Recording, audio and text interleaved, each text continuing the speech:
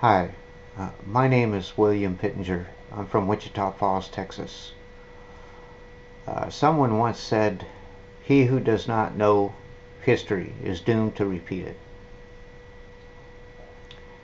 With that in mind, I am hoping that in the United States, with the current Obama administration, you will see similarities between the government of England uh, at the time of the American Revolution and the Obama administration. Um, and I am reading this out of the Constitution of the United States. And as you can see there, there's George Washington holding a pen, and it says, "It's only keepers to people."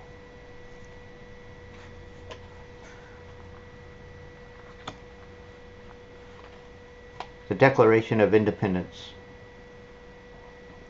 Action of Second Continental Congress, July 4th, 1776. The unanimous declaration of the 13 United States of America. When in the course of human events it becomes necessary for one people to dissolve the political bands which have connected them with another, and to assume among the powers of the earth the separate and equal station to which the laws of nature and of nature's God entitled them, a decent respect to the opinions of mankind requires that they should declare the causes which impel them to the separation. We hold these truths to be self-evident, that all men are created equal. They are endowed by their Creator with certain unalienable rights, that among these are life, liberty, and the pursuit of happiness. That to secure these rights, governments are instituted among men, deriving their just powers from the consent of the governed, that whenever any form of government becomes destructive of these ends, it is the right of the people to alter or abolish it, and to institute new government, laying its foundation on such principles and organizing its powers in such form as to them shall seem most likely to affect their safety and happiness.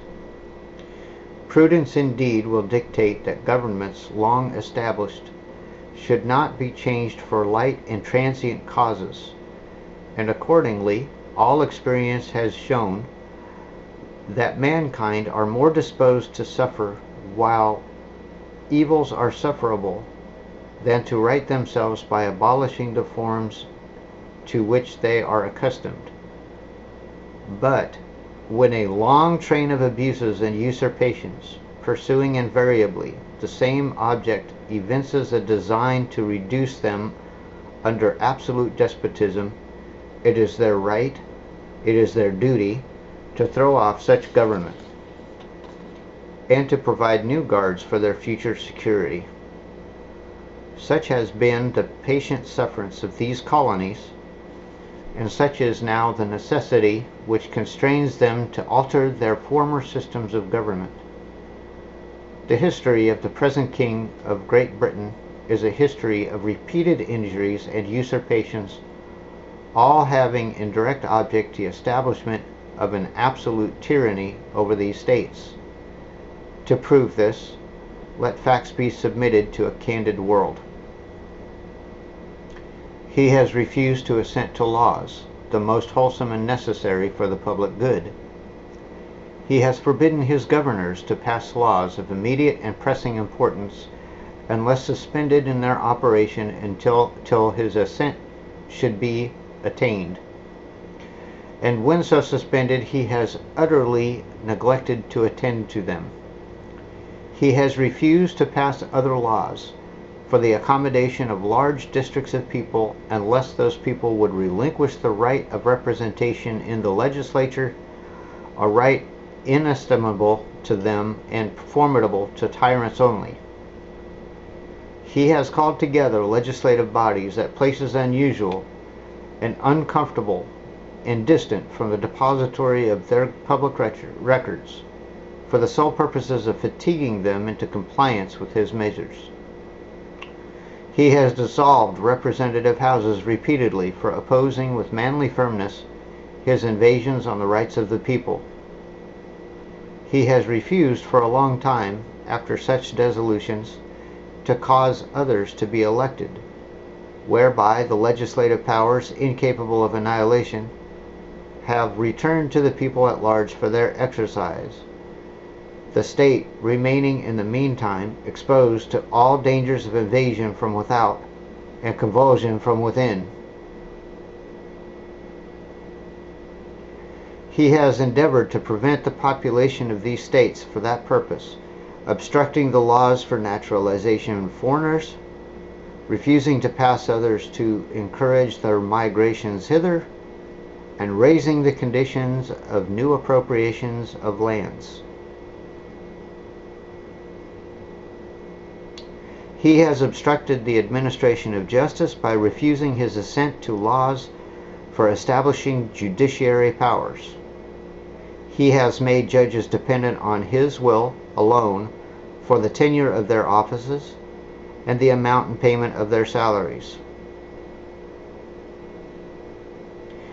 He has erected a multitude of new offices and sent hither swarms of officers to harass our people and eat out their substance.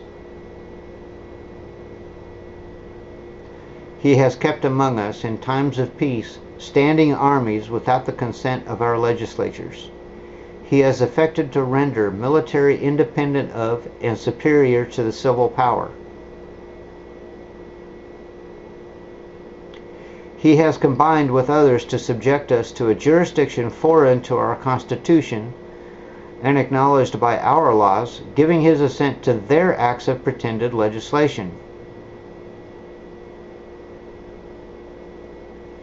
For quartering large bodies of armed troops among us, for protecting them by a mock trial from punishing for any murders which they should commit on the inhabitants of these states, for cutting off our trade with all parts of the world, for imposing taxes on us without our consent, for depriving us in many cases of the benefits of trial by jury, for transporting us beyond seas to be tried for pretended offenses, for abolishing the free system of English laws in a neighboring province, establishing therein an arbitrary government and enlarging its boundaries so as to render it at once an example and fit instrument for introducing the same absolute rule into these colonies, for taking away our charters, abolishing our most valuable laws, and altering fundamentally the forms of our governments, for suspending our own legislatures and declaring themselves invested with power to legislate for us in all cases whatsoever. He has abdicated government here by declaring us out of his protection and waging war against us.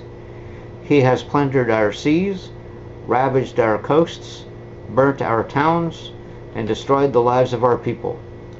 He is at this time transporting large armies of foreign mercenaries to complete the works of death, desolation, and tyranny, already begun with circumstances of cruelty and perfidy scarcely paralleled in the most barbarous ages and totally unworthy the head of a civilized nation. He has constrained our fellow citizens against he has constrained our fellow citizens, taken captive on the high seas to bear arms against their country, to become the executioners of their friends and brethren, or to fall themselves by their hands. Benghazi. He has excited domestic insurrections among us and has endeavored to bring on the inhabitants of our frontiers the merciless Indian savages whose known rule of warfare is undistinguished destruction of all ages, sexes, and conditions. In every stage of these oppressions, we have petitioned the redress in the most humble terms. Our repeated petitions have been answered only by repeated injury. A prince whose character is thus marked by every act which may define a tyrant is unfit to be the ruler of a free people. Now, nor have we been wanting in attentions to our British brethren. We have warned them from time to time of attempts by their legislature to extend an unwarrantable jurisdiction over us. We have reminded them of the circumstances of our emigration and settlement here. We have appealed to their native justice and magnanimity, and we have conjured them by the ties of our common kindred to disavow these usurpations which would inevitably interrupt our connections and correspondence. They too have been deaf to the voice of justice and of consanguinity.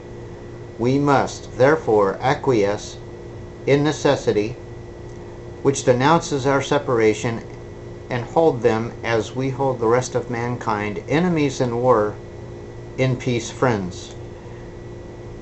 We, therefore, the representatives of the United States of America, in General Congress assembled, appealing to the Supreme Judge of the world for the rectitude of our intentions, do, in the name and by the authority of the good people of these colonies, solemnly publish and declare that these united colonies are, and of right ought to be free and independent states, that they are absolved from all allegiance to the British Crown, and that all political connection between them and the state of Great Britain is and ought to be totally dissolved, and that as free and independent states they have full power to levy war, conclude peace, contract alliances, establish commerce, and to do all other acts and things which independent states may of right do.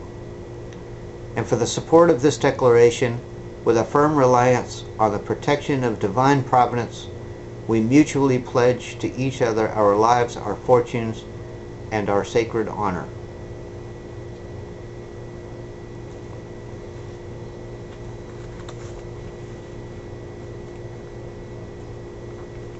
It is in the power of the American people, a power of a free people, to prevent history from repeating. Thank you.